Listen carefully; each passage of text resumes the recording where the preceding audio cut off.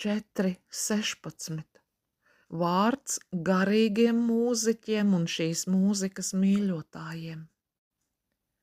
Tie, kas ir garīgi un pieaug Jēzus Kristus atziņā, attīsta savas garīgās izšķiršanas spējas un saņem arī vairāk spēka izšķirt. Kam slāpst un kas ir izsalkuši pēc taisnības, kas vairāk laika pavada lūgšanā un Dieva vārda lasīšanā, tie ļoti ātri varēs atšķirt, vai mūzika nav dzimusi no tumsības sfērām. Jēzus Kristus sekotāji var viegli atšķirt, vai kāds mūzikas izpildītājs jeb grupa dzieda laicīgās mūzikas stilā.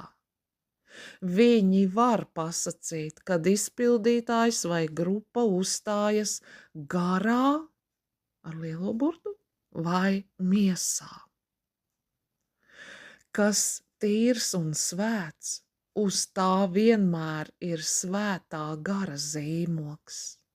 Ja mūzika ir ļauna, garīgs cilvēks izjūt iekšēju noskumšanu.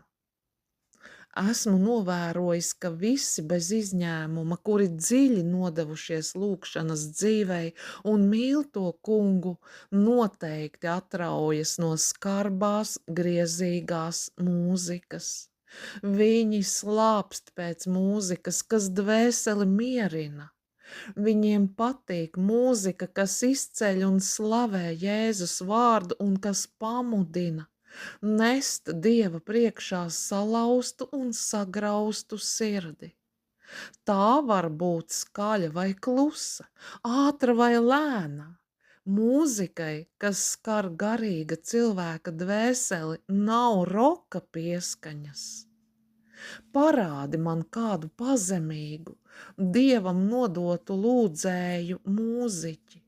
Es tev norādīšu uz tiem, kas mīl svētā gara apdvestu un svaidītu mūziku. Tāds mūziķis vai grupa grib labāk palikt nezināms un aizmirsts, nekā ies ar vieglprātīgo, bezrūpīgo, atkritušo pūli. Rokmūzika evaņģēlijas sekotāju aprindās izmirtu vienā nedēļā, ja katrs mūziķis salūstu tā kunga priekšā, ja viņam būtu vīzija par bijājamo Dieva svētumu. Lai neviens mani nepārprot, es nesaku, ka atteikšanās no pasaulīgās mūzikas var glābt dvēseli.